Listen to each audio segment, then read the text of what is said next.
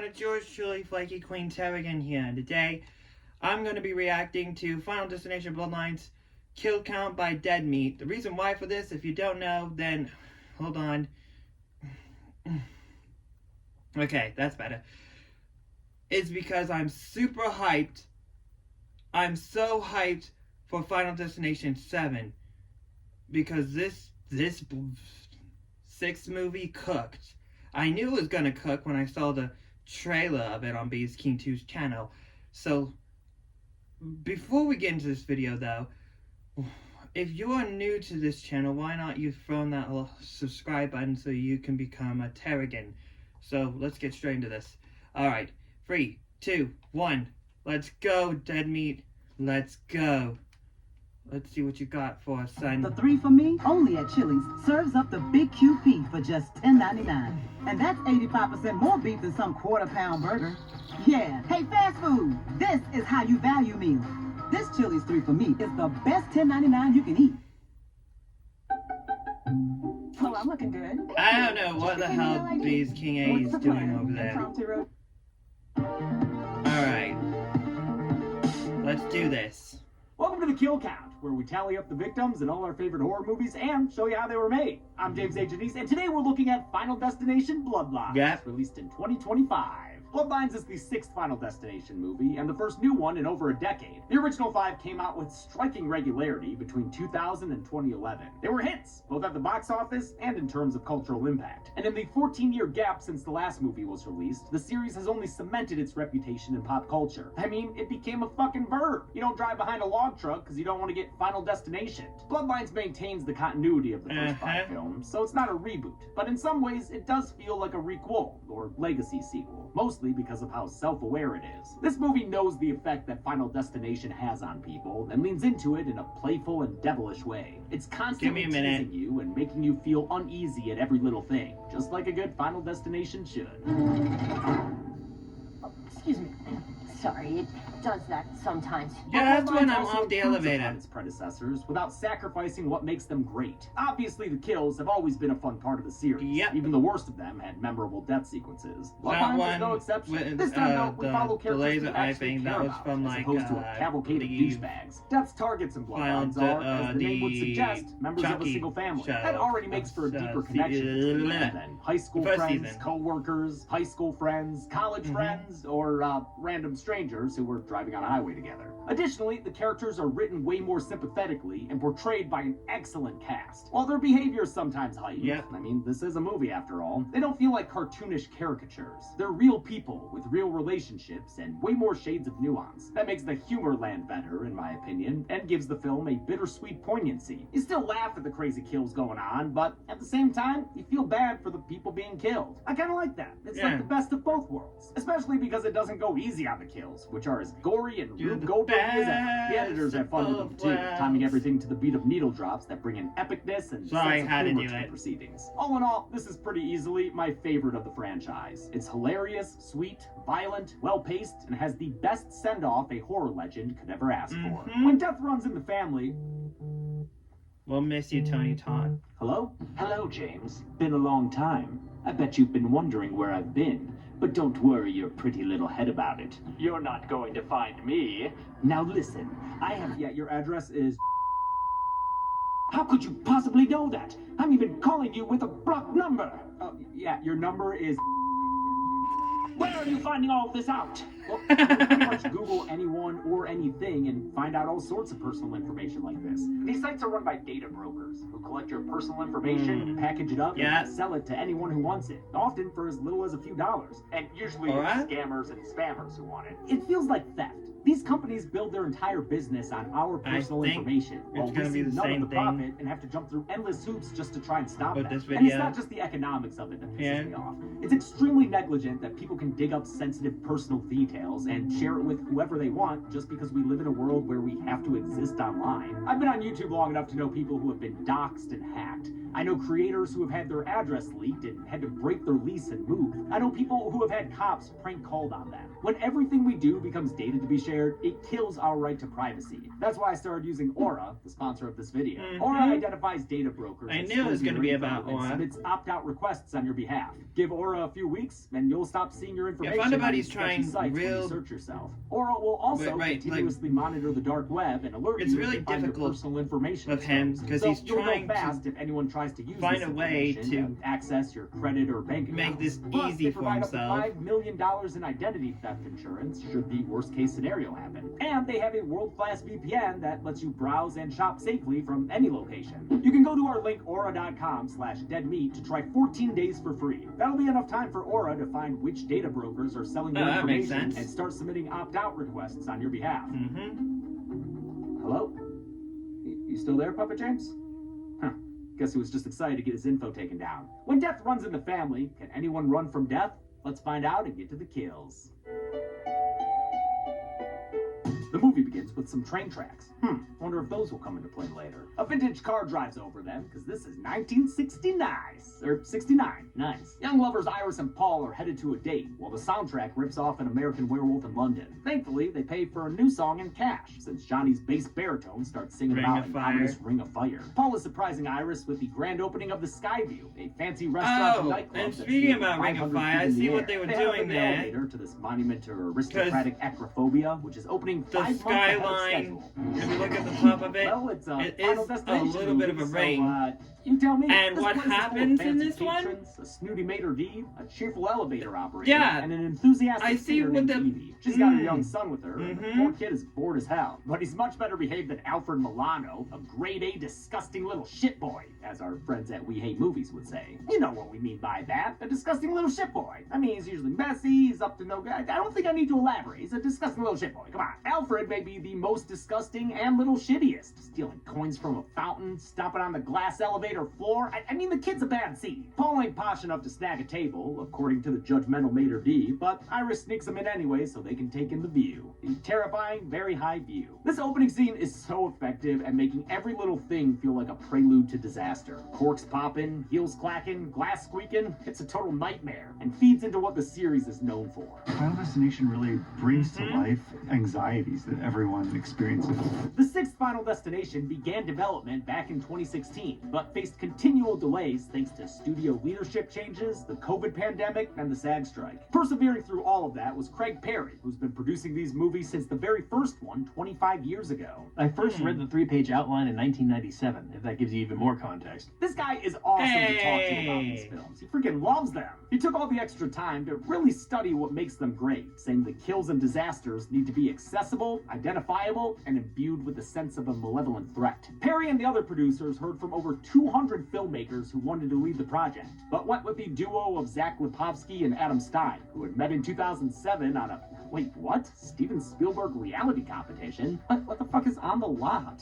Lipovsky and Stein were huge fans of the franchise and won the producers over in a Zoom meeting. In it, they secretly swapped out their call with a pre-recorded video where their room caught on fire and Stein got decapitated by a ceiling fan. It showed the producers they understood the tone of the series. As the Skyview band plays Fallen by the late Connie Francis, Iris starts to feel like she's walking on a tightrope swinging in the breeze. She tries to keep her balance, but she just weakens in the knees. She ducks around a corner to throw up, which as we all know is movie shorthand for she pregnant. Evie knows it too, but apparently Paul doesn't. But the singer tells Iris that as long as they love each other, they can work it out. They can work it out. After all, life is very short, and there's no time for fussing and fighting, my friend. Iris and Paul step out onto the balcony where that disgusting little shit boy's trying to throw pennies off the roof. Oh, I'm so sorry, of course. Yeah. Fat ass. Paul proposes to Iris, and she responds by telling him about the pregnancy. He likes it, so he puts a ring on it. A little bit snug, though. Wonder if that'll come into play later. As the newly engaged couple leaves, the little ship boy takes that penny and gives it a chuck. All that day, they'll be pretty fucked, since it winds up lodged in a fan blade. Iris and Paul celebrate their engagement on the dance floor. Tonight, you're the star, girl. The band plays Shout, which is the best song to dance to at a wedding. And one of the best Fortnite dances, too. It's fantastic. This high-energy performance is stressful as hell, smile as the dominoes of inevitable destruction are lined up. They dancing so hard they popping ribbons. And damn, none of y'all notice that giant crack in the glass floor? The penny pings out of the vent and knocks open a gas pipe as the music and merriment reach a crescendo. And then it happens. Yep. Oh shit, those people are fucked. They're gonna fall so far, dude. They're hitting beams on the way down too. God damn. The last to fall is Paul, Iris's boyfriend, or hey wait, fiance, or I guess ex now. Everyone falls to the ground near ballets, listening to raindrops keep falling on my head. It's horrible and hilarious all at the same time, underlining how the death of Final Destination has a pitch black sense of humor. I can just imagine him making a playlist on Spotify and including those earlier songs, like Ring of Fire. That one gets real relevant real fast as shit goes bananas Foster inside the restaurant. Evie gets burned alive right in front of her kid. Jesus Christ, dude. Another woman is lit ablaze too in what may have set the record for the oldest ever burn stunt. Hell yeah, lady, look at her go. She is sprinting on fire. 71-year-old Yvette Ferguson rehearsed this 8 or 9 times before they ever got on set. She comes from a family of stunt performers and came out of retirement just to do this. She said, "Everyone else in my family's been on fire except for me. This is so exciting, and I never thought I'd get the chance." The remaining Skyview survivors are trampling each other, trying to find a way out of here. Little shit boy pushes his way past and makes it down the stairs, unlike a bunch of people who fall out as a whole wall crumbles and collapses. Did the same thing with fire. If you look at the behind the scenes of the Fear music video, that was Nate Firestein. He did that stunt Oh my god, that is a thing of absolute beauty right there. The floor starts to split apart, sending people to slam against the windows like bugs on a windshield. Iris manages to escape and tries to help one lady to safety, but that no wonder why the Skyview was in Fortnite. Over a piano that plays her off. Damn, dude, that one felt kind of sad. Still, this whole sequence is a series of applause-worthy moments. No wonder this movie blew up at the box office. This is a riot to watch with a crowd. I mean, where else are you gonna have audiences applauding this? People openly cheered at a child's death, man.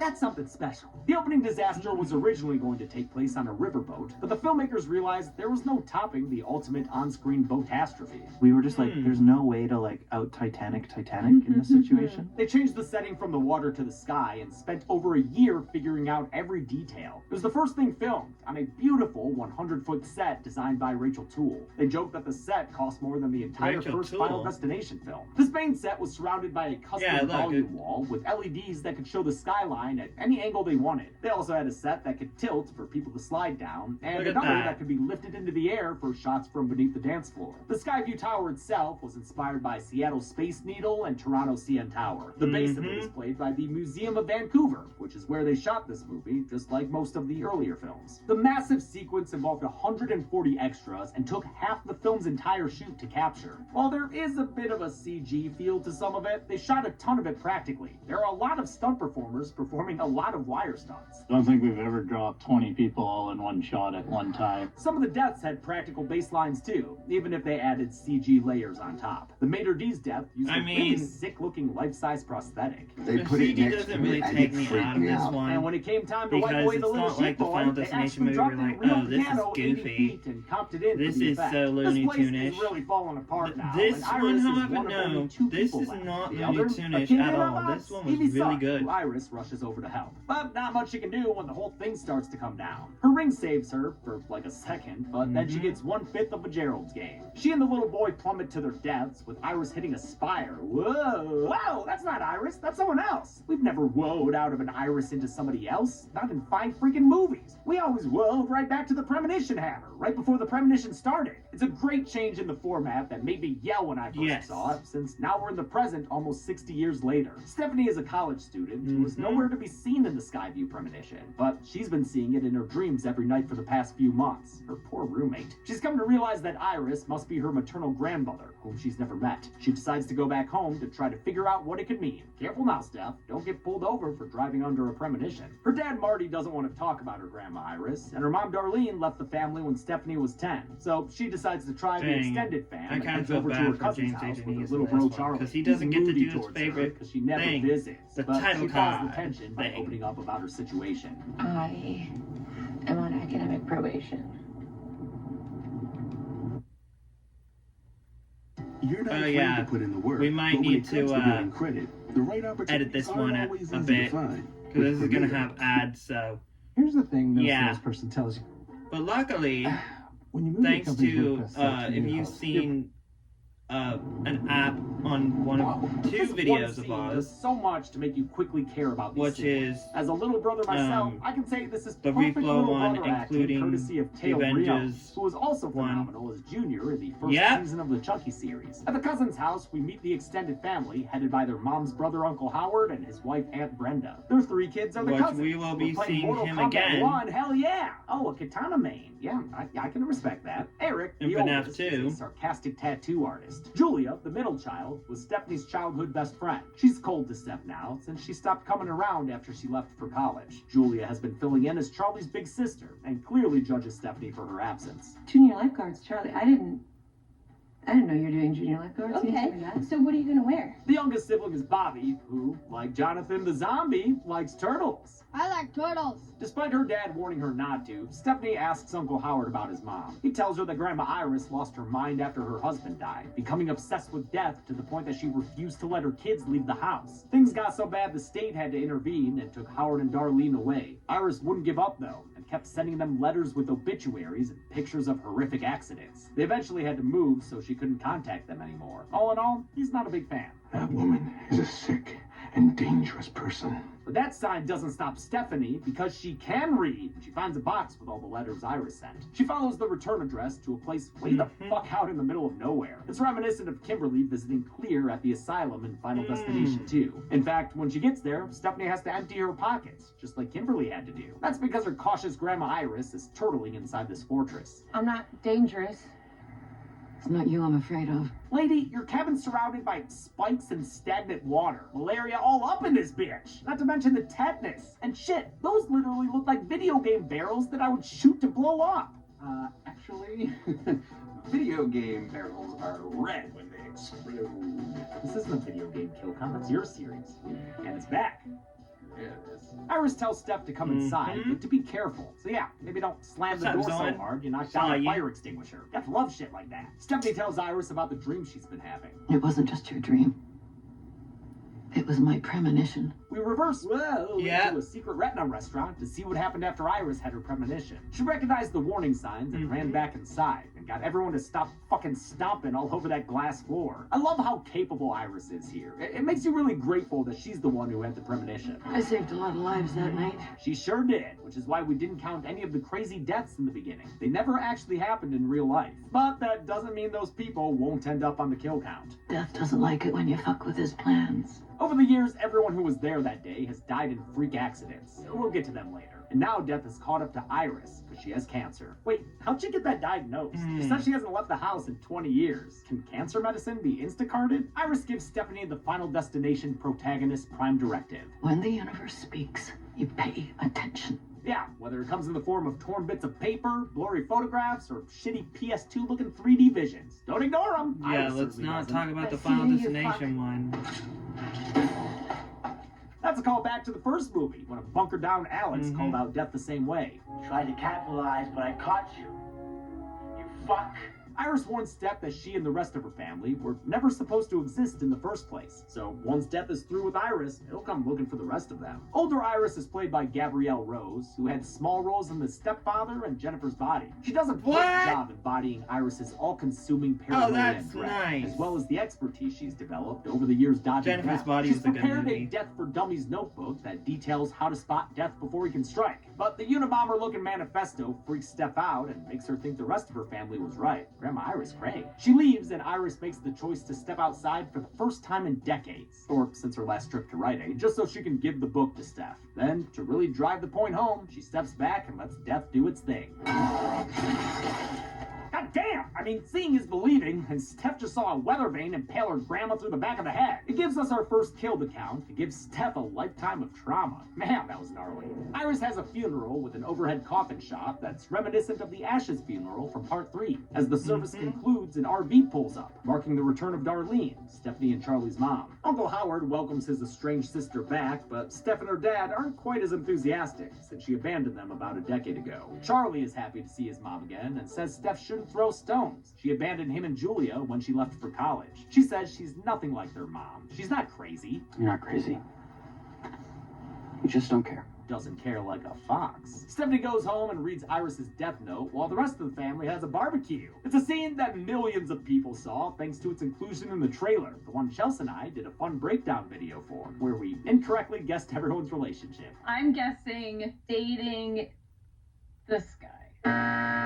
I'm gonna guess that these two are partners. I'm assuming that this Siblings. woman, number 2, she's probably married to Hawaiian shirt dad here. Regardless of the Estranged relations, siblings. these people know how to party. They've got giant Jenga and a trampoline. Thing needs to be tightened though, or raised or something. There's not enough clearance above the ground. In a move that would send John Tapper into conniptions, baby boy Bobby breaks a glass at the bar. Damn, Julia's Well done done. with this shit. A shard of glass gets mixed in with a tub of ice, which is then emptied into glasses for a game of drink roulette. But before that's played, Darlene makes an appearance with some ill-advised baked goods. They've got peanuts in them, and Bobby is allergic. Are you trying to kill my brother? Yeah, don't be stepping on death's toes. Previous Final Destinations have played around with fake-outs and teasing the audience's Give me it. expectations, like the screw on the gymnastics beam in Part 5. Bloodlines does it best, though, like in the opening scene and here with this death trap of a barbecue. There's a rake under the trampoline, a grill trying to start fires like a baby bear, and Chekhov's ice shard that's in someone's drink. We're all holding our Queens and necks princesses out uncomfortably there. as we watch the family These toast King and 8s take trying sips. to It's so stressful. make this easy Put it there. to do for. Julia. Are you alright? Oh my god, there's a bug in there. At home, Steph sees broken glass and gets a funny feeling some fatal shit's about to go down. She rushes to the barbecue in time to see Bobby fall through the trampoline, but since Darlene grabbed the rake earlier, he's totally fine. But you never know what Death actually has planned, because here we are worried about their throats when the glass shard ends up at Howard's foot. He assures his family it's just a flesh wound, but a series of unfortunate events in the background switch on the lawnmower, which runs over Howard's face and turns this family reunion into a sinister take. And we all know how scary those are. Yeah, man, that's scary. Amazing horror scream by Anna Laurie, who's become a good friend of ours and even presented at the Horror Awards last year. Oh, better be careful. Don't want to get Final Destination. I met her at the premiere for Hysteria, the underrated Peacock show that she guest starred on, and which also features your humble kill counter in a cameo. Hysteria, watch it on Peacock. Bruce Campbell's in it. Seeing Howard dead convinces Steph that Iris was onto something, and that there may be a way out since Jack Black found someone who survived. Oh, Stephanie, who's JB? Just one half of the greatest band who ever lived, motherfucker! She gathers Iris for the death conspiracy. Obituaries and articles showing how everyone who Iris saved has since died from horrific accidents. And any offspring those people have faced a similar end. The Some fun greatest bits to song spot in the Paul's world. journals. No. Apparently, the little ship boy The became a suggested pickpocket tribute. and died in a piano accident, just like he did in The Premonition. Another article mentions a socialite who died in a house fire, probably our fire stunt gal, and the maitre d's still ended up killed in an elevator accident. Even Iris's death was on point. Literally, the weather vane went through her just like a spire did at the end of her Premonition. Iris's notebook also has references to the previous movies, like the plane accident from the first film, the log truck from the second, and the bridge disaster from the fifth. These accidents weren't connected to the Skyview patrons, but the filmmakers wanted to honor them anyway. They also included Easter eggs like Heist Pale Ale at the barbecue and on Howard's shirt. It's a fictional beer brand that's been in the movies since the second one. Stephanie's license plate matches Carter's from the first film, buddy. and What are you Iris's trying to- boyfriend's are you car trying has a to- plate that reads FL818E, referencing Flight 180. The directing duo of Lipovsky and Stein had a reverence for the series, as did everyone else involved. Hell, their stunt coordinator, who also played a burning Skyview patron, began his career playing a student who died on Flight 180. There were even some fun faux bloodline connections. Breck Bessinger, who does a great job as young Iris, had just been in a movie playing the daughter of Ali Larder, who was in the first two films. It's very fun to text her and be like, hey, I'm following in your footsteps. I just got cast in the new Final Destination.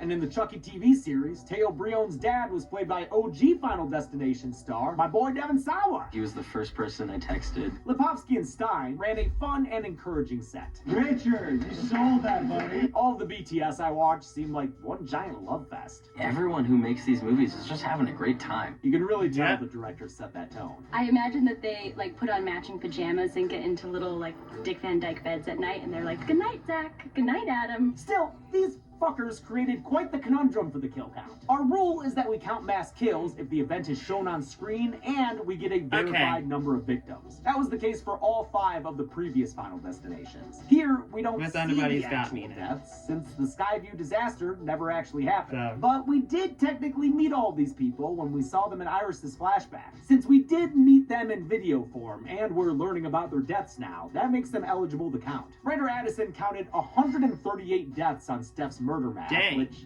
I don't know, could be the number of people Iris saved that day. So that's what we'll put on the count. And note that any descendants who died don't count, since we never met them. Steph presents the project to her remaining family members like the world's most fucked up PowerPoint party. She explains that Death is going to kill off Iris's descendants in order, now that he finally caught up to her. Death is coming for us because we were never supposed to exist. It began with Iris's eldest child, Howard, and like a monarchical line of succession, it'll go through his kids next. Eldest Eric, middle gal Julia, and then poor baby Bobby. After them, it'll go to Iris's younger child, Darlene, and then on to her kids, Stephanie, and finally Charlie. Their dad, Marty, and Howard's widow, Aunt Brenda, are safe, since they're not part of the bloodline. Look at that. Obviously, no one believes her. You're turning our dad's death into some kind of fucked up conspiracy theory. What is wrong with you? No. Everyone leaves to process their grief, far away from the person telling them they're all gonna die. I just gotta say again that the cast of a Final Destination movie has no right being this good. It helps that the directors insisted on rehearsal time, which is actually pretty rare nowadays, and encouraged improv on set since the actors got to know each other so well. They're able to handle a whole gamut of emotions: grief, skepticism, anger, acceptance.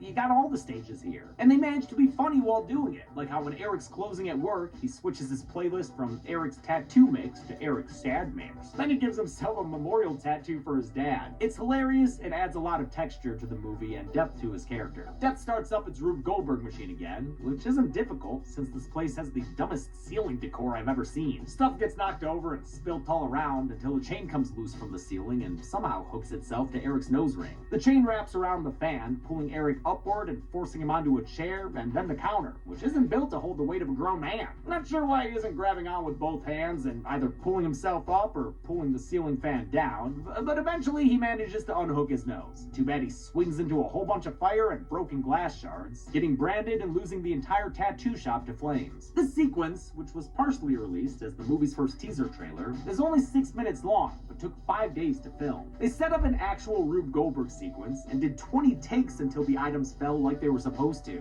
Should have hired OK Go to do it. They also really hooked a chain to a nose ring on actor Richard Harmon, using an apparatus to hold it in place while his body weight was supported by wires. This scene and all the movie's kills were carefully planned out with elaborate previs productions that ended up looking like really bad, cheaply shot short films. I fucking love them. Harmon did most of the stunts himself. He's like the Buster Keaton of horror, if you will. Except for when he falls to the ground and lands in the fire. That was a stunt performer. The next morning, Steph and Charlie haven't heard from Eric, so they speed over and almost do Death's job for him. Ow! What? You trying to kill me? Eric survived the ordeal with nothing more than a heart-shaped branding, which is actually pretty bitchin'. So now he definitely don't believe in the death curse. Maybe Death's not actually coming for our family. Because that would be fucking crazy. Jeez! Shit! Enough.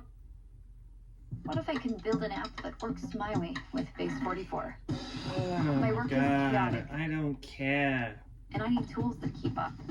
Today, I I can build wish an app we'd that get adapts to YouTube me. Premium. I can create Because calculations, YouTube Premium would automations, really and save insights I need, me all in right one now place. from this And I add crap. my own AI agent that handles Come things on, I don't all care. that's my way. My Go! needs, my Get projects, out of here! my data. Because it can't create YouTube itself. suck. It just works. Well, Base actually, 44 I mean, built it not your way. YouTube, the ads. Advertising sucks. Enjoy. Making breakfast better. Nice Oakley, Stipe. Where'd you get them? GoVex.com. Hey, Stipe, nice boots. Where'd you get those? GoVex.com. Great Fake Out, which references Terry's Another great infamous fake bus out, kill which from the first references movie. Terry's For her infamous part, bus Steph kill is starting from to the see first potential movie. death For her part, everywhere. Steph is starting I don't to know, see the potential death everywhere. trimmer could fall and hit the leaf blower guy, which causes him to blow stuff into the kid's eyes and then kick the ball at his face. Eric trashes her concern that gets grabby with a garbage truck to prove her wrong. Man, come on, don't put your mouth on that. Even if death curses are real, E. coli is. While they argued, Steph's prediction comes true, only with Julia instead of Eric. In the far background, her exact prediction plays out. It ends up knocking her cousin into a trash can, which is then scooped into the truck.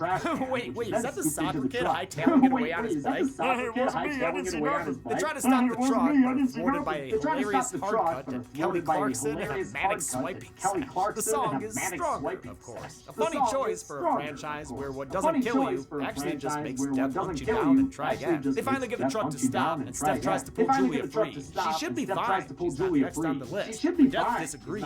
Julia is crushed to death by the trash compactor. Oh my god, this is so fucking gnarly. The way the top of her head slides off like that. Oh, and then she's left with a stringy gory arm in the end too. What the fuck?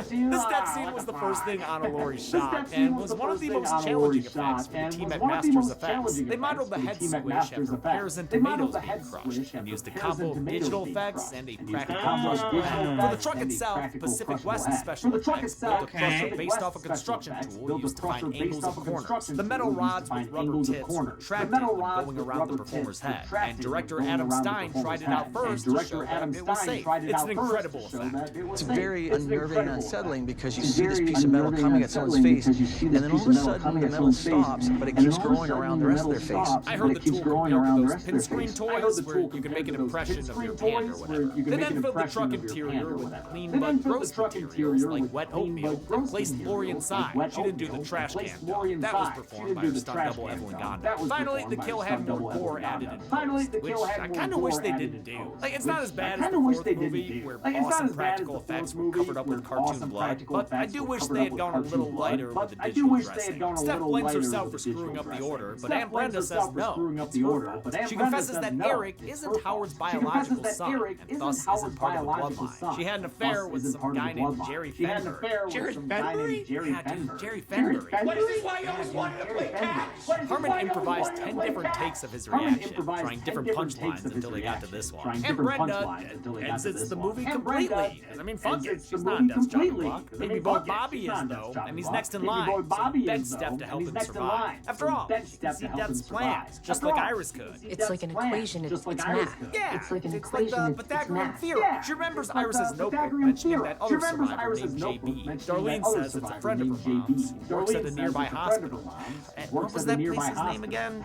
Something River? Clear? No, Clear Rivers was Ally Longer's character in the first two films. And yes, her name was Clear, not Claire. I wasn't the wrong one that time. Commenters from throughout the years. Damn, some of you were so confidently wrong. They figure out the name of Hope with her hospital and decide to drive there. Bobby wants to come too, refusing to be left alone at home. I mean, there's like 1,000 house-related deaths in that thing, man. You trip down the stairs, fall down a toilet or something. I don't know. Down a toilet or something. I don't know. That one too. Even though Eric ain't a member of this bloodline, he decides to tag along to keep an eye out for his brother. And he better. He's the only one who remembers to do a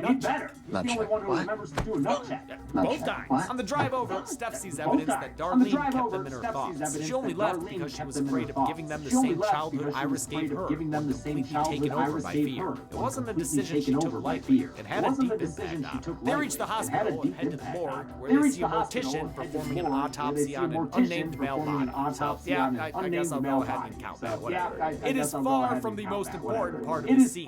This is our return of the king. William John Bloodworth. But my friends call me JB. My friends call me JB. Bloodworth was a pivotal character in the original Final Destination, as well as Part 2 and the surprisingly good Part 5. Turns out he was also the little boy Iris saved at the Skyview all those years ago. After that, they became friends and learned the ways of death together. He even helped her get medical care. Oh, so he was the DoorDash doctor. Bloodworth tells them the only two ways to stop death, according to the franchise so far. Kill someone and get the time they had left, an idea introduced in Final Destination 5, or die and be brought back to life, which is what he's seen as the notebook hinted at, since he knew Kimberly from Final Destination 2. She did the whole Flatliners thing, and apparently ended the death curse. Bloodworth confirms that she survived. He warns them that death is a bitch, and that he knows his time is soon. He's sick, thus his frail appearance. He leaves them and the film with one final piece of wisdom. I intend to enjoy the time I have left. And I suggest you do the same. Life is precious. Life is precious. Enjoy every single second. Enjoy every single You second. never know when.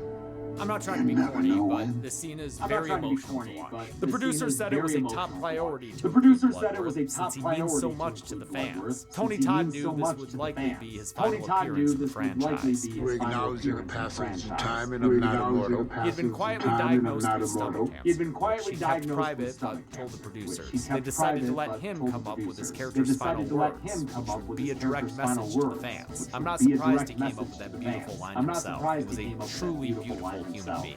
And to all the people out there that love the franchise, they obviously do. Goodbye is never goodbye. Goodbye is just the beginning. I never want to overstate how close I was. I had an amazing lunch with him one time, and he always said hi and hugged me and Chelsea at conventions. But that was enough to make you feel like his friend. He was a great man, and I'm glad he got to leave his legacy in literally the best way possible. We all have to go one day, but few can do so as gracefully as Tony Todd. He was a class act to the very end. Steph and the others don't know what to do, but Eric's drawn to the Flatliners idea. All they've got to do is kill Bobby and bring him back. I mean, they pulled it off in Countdown in that one Fear Street movie, and they're already in a hospital. They run off to figure out the fratricide, pausing only ever so briefly to consider the other option. Bobby could kill someone else and get the time that they have left. And, you know, babies have a lot of time left. I mean, no, of course not. Of course we would do that. No, we would don't touch those babies. Since they're not that chick from Jigsaw, they don't kill any babies, and instead decide to use Bobby's nut allergy. He picks some peanut butter cups for his last meal, but the vending machine doesn't want to give him up. Well, I get, oh, come on, man, really? You're gonna do that in this situation? Vending machines kill more people than sharks. He gives up the goods, and they sneak into an MRI room, where they're confronted by the beginning of Saw X. They don't notice when the falling clipboard wakes up a computer that turns on the machine. They're too busy trying to save their family from the curse. Me and you, we're going to fix things for everyone. Yeah, man, you can really read into that. These two have probably always felt like the least successful or most immature members of the family. This is their chance to be the heroes. Hope it works out for them. Eric confiscates Bobby's EpiPen to make sure he can't save himself, and then Bobby takes a bite.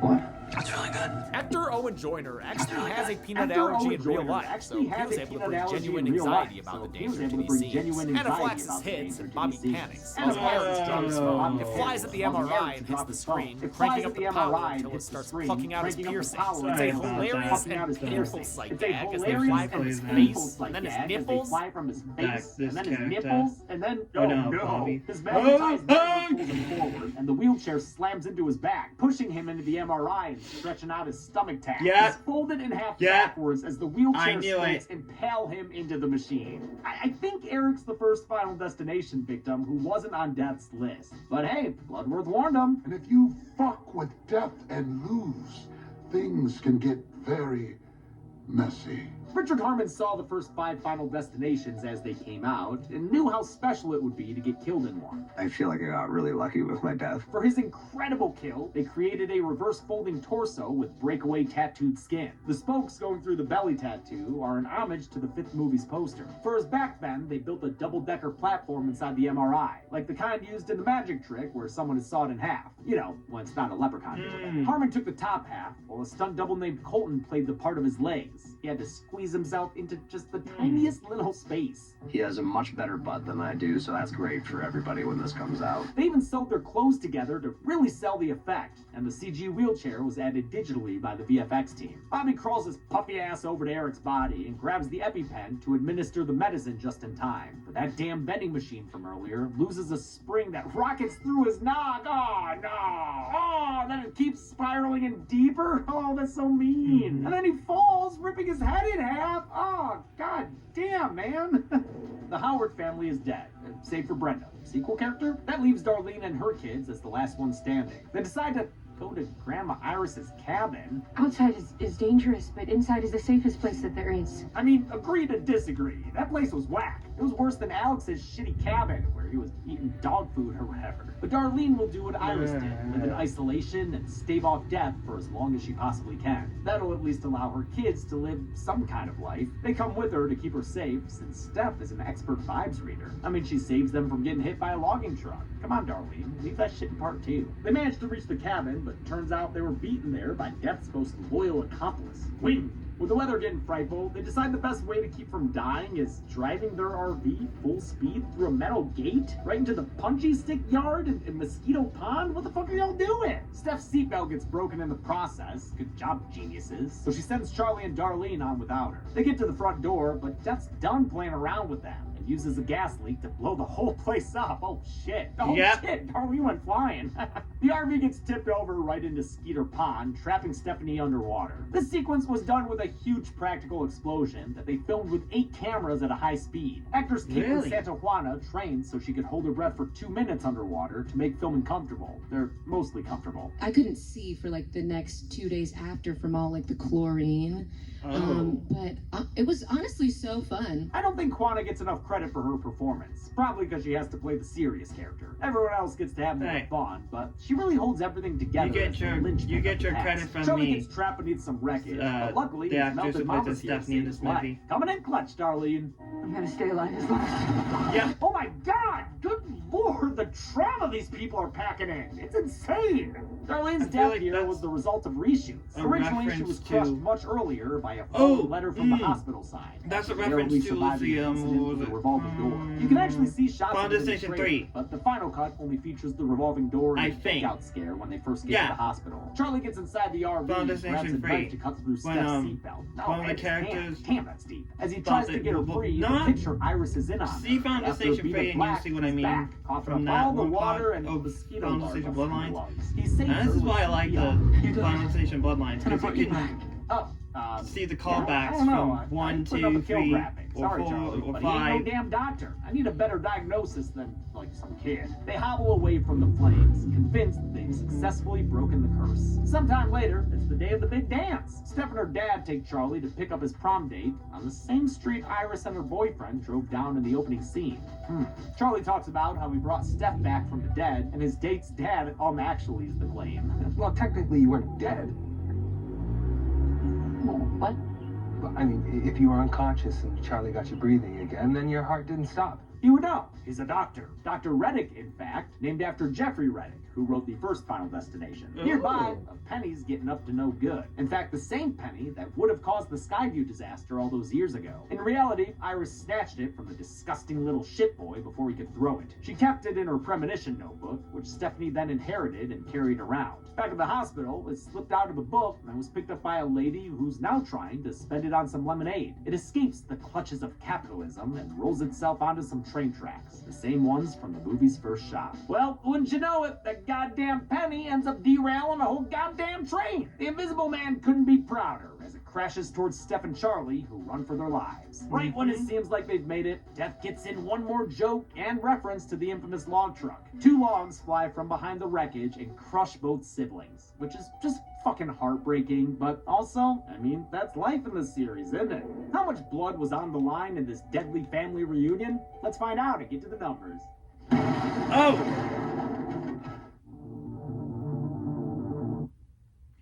No! No! Me not likey! Go away! I work with Dr. X. Damn you! You guys are so mean! Gosh, Friday. I don't care! I just want to finish this video! Girl, you got money. I hate advertisements, man. Finally. Why can't you just give us a 5-minute one? Fits into your hectic I don't want this schedule. 59 At Fridays, crap. we're all about Get out of here! You know the feeling. No one cares. Long days. 3, 2, Late 1. nights. Yes, please. Can Early I skip? mornings. Can I skip? Thank you. We counted 147 deaths in Final Destination Bloodlines. The victims consisted of 4 women, 5 men, and 138 Skyview victims that we can't really get a good gender breakdown of, so we'll call them unknown. Enjoy this pie view chart. As far as the franchise goes, Bloodlines had the second most kills, only coming behind the original Final Destination. I forgot how small scale some of those other disasters were. With a runtime of 110 minutes, we had a kill on average every 44.9 seconds. I'll give the golden chainsaw for coolest kill to Eric. There are a lot of options here, but between the piercings joke and the brutality of the gore, it's an all-encompassing kill, simultaneously mean and hilarious and disgusting. Dull Machete for Lamest kill. I mean, I gotta do it. All the fuckers on the board. It's just newspaper articles. It was annoying to figure out if it counted. It's an obvious winner. And for Final Destination movies, I give out the Primo Premonition Award for the coolest death featured only in a video, since those don't technically qualify for the Golden Chainsaw. For Bloodlines, I'll give it to Alfred Milano, obviously. I mean, the Mater D was dope too, but that disgusting little shitboy had it coming. And that's it! Final Destination Bloodlines came out in 2025 to massive critical and box office success. Another movie is already in development, and we can only pray it's half as fun as this one. Until next time, I'm James A. Janice. This has been The Kill Count. On the next Kill Count, the game you are about. Alright.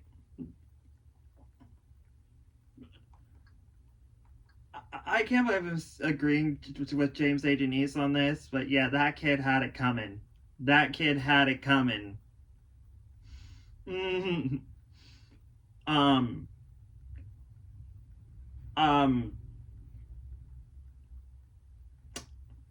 I can't wait for Final Destination 7. Plus, what happened at the end of that movie is a promotion with Stephanie's character. So, I think the way they're going to open up the 7th movie is the same way. Not the same way, I would say, but it's probably going to open up to Stephanie seeing what's going to end up happening in that movie. The Final Destination Bloodlines, the way that movie ended, and she's probably going to see the effect, the domino effect of what's going to happen. So, yeah. Anyway, my queen and princesses out there, I hope queen and all my queens and I can't, just Prince, I don't know. My mind is just it's scattered. But yeah, hopefully, if you liked my reaction to Dead Meat Kill Count of Dead Final Destination Bloodlines, why not you throw that like button, throw that subscribe button, throw that notification bell anytime I upload a video, and comment down below your thoughts and opinions on the Final Destination Bloodlines movie. And are you hyped for the 7th movie to come out this year? I don't know when the trailer's coming out or the teaser trailer. It doesn't matter if it's a teaser trailer. It doesn't matter. I'm gonna be there to react to it, including him over here. So yeah, I'm off of here. And also, again, great job as always, James A. Janice. I really liked what you did with the Let's Get to the Numbers skit in this one, because you used the piano instead. That is ingenious. So yeah.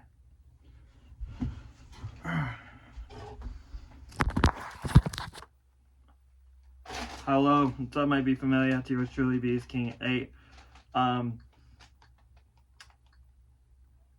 I can't wait, man. I can't wait for the 7th movie, because the 6th one, like Flakey Queen Tarragon said, there is, if you've seen, I think it's Final Destination 3, yeah, that it happens. One of our main characters in Final Destination 3, something happens to him the same way that Darlene's death happened to her, with the same with the post as well. No, not the post. It wasn't the post that got one of those characters in Final Destination 3. It's been a long time since I've seen the 3rd one, but ooh, man, this is why I like Dead Meat, man, because he's so good with these facts, and I did not know Hold on. I don't want to mess up this the actors' names and stuff here. Let me go to Fandango, because I need to properly do this. I don't want to mess up their names. Speaking about Final Destination Bloodlines, it is out now on Amazon Prime Video. So you can watch it for yourself, so it might be familiar. If you haven't seen the movie yet, I highly recommend you do it, because goddamn, again, way better than the fourth movie. It will make you forget about the fourth movie instantly. Like, I didn't like the fourth one at all. Alright, so who is the... Okay, so Caitlin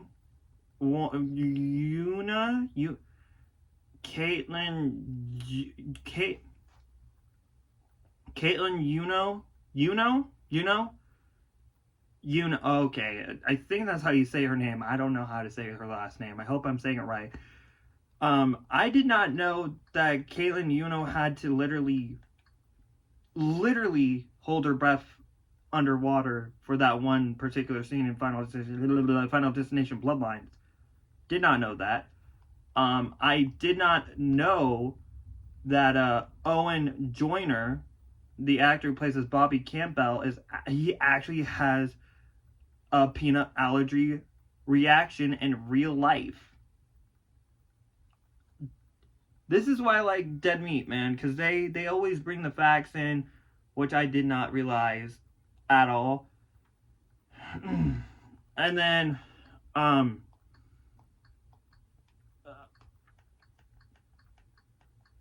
I really...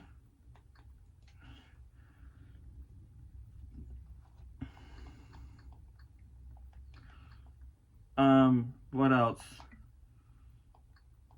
Oh, shit, she was in the Friendship Game. The person who plays as Stephanie Lewis was in the Friendship Game. I really like that movie. Stephanie Lewis, I did not know. Hold on, Cotton Allen. Okay, so that's who Caitlin, well, you know. Hopefully I'm saying her name. I don't want to mess up her name, man.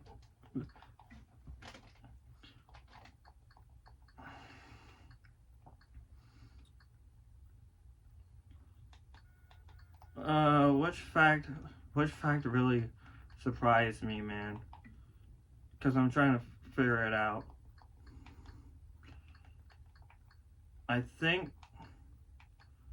I don't know. Oh, no. Okay.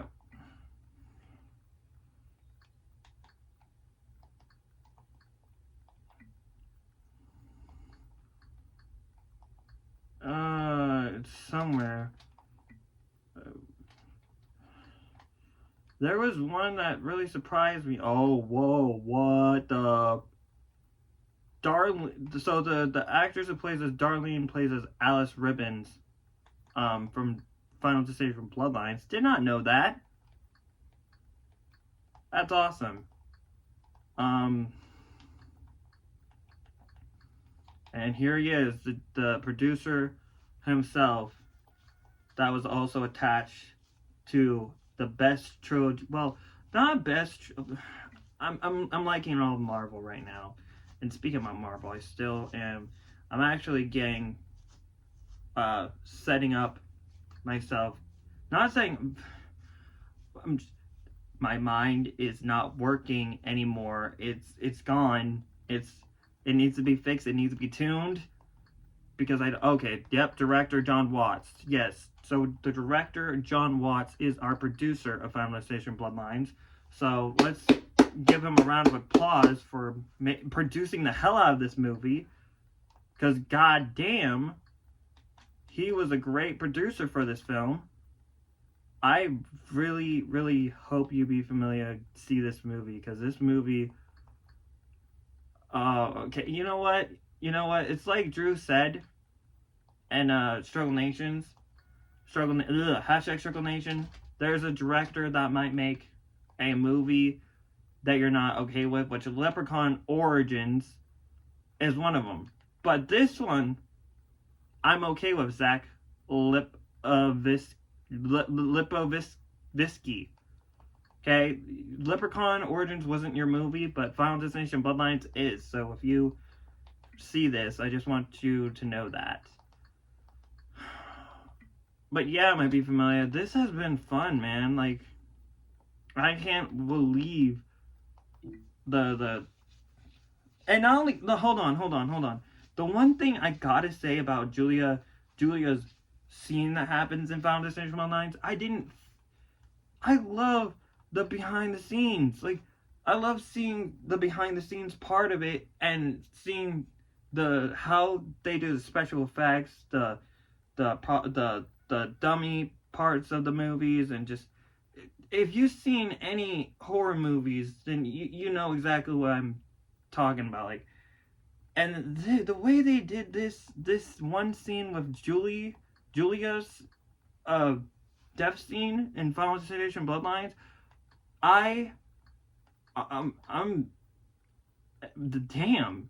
Like James Agent said from that one thing, which I'm gonna edit in a minute with this video, because he's not wrong. The thing that you put your hand in, and if you've seen those things before, then that's exactly what Julia's, or the actress who plays as Julia's scene is like for her. Which, oh my god, man, I cannot wait.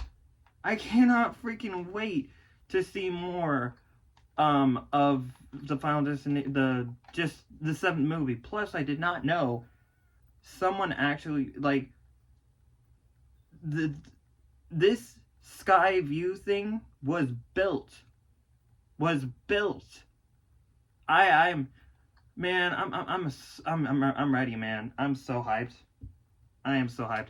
Anyway, might be familiar if you liked my reaction to not my reaction, but Flakey Queen Tarragon's reaction to Dead Meat Kill Count. And she already got caught up with Leprechaun, so let me know if you want her to do the Leprechaun franchise for the kill count. And I need to get on to a kill count myself, because this kill count, I need to watch the original first, because it's 2026, and I believe somewhat, if you don't know what movie's coming out this year, I think it already came out for some people out there, which is Silent Night, Deadly Night. I need to watch the original movie before I see the remake, because I'm getting tired already, son. Anyway, might be familiar. I'm off of here. Stay brave, stay humble, and yeah. Thank you all so much again for just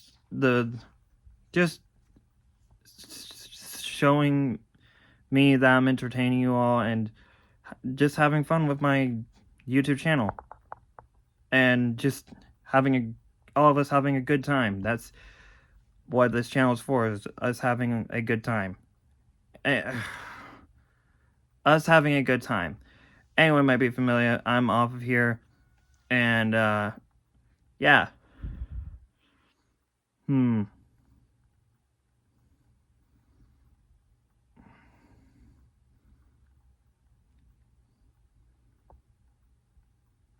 Yeah. But I might be familiar. Actually, you know what? Hold on. Oh, never mind. I've been doing this for 57 minutes, so I'm off of here.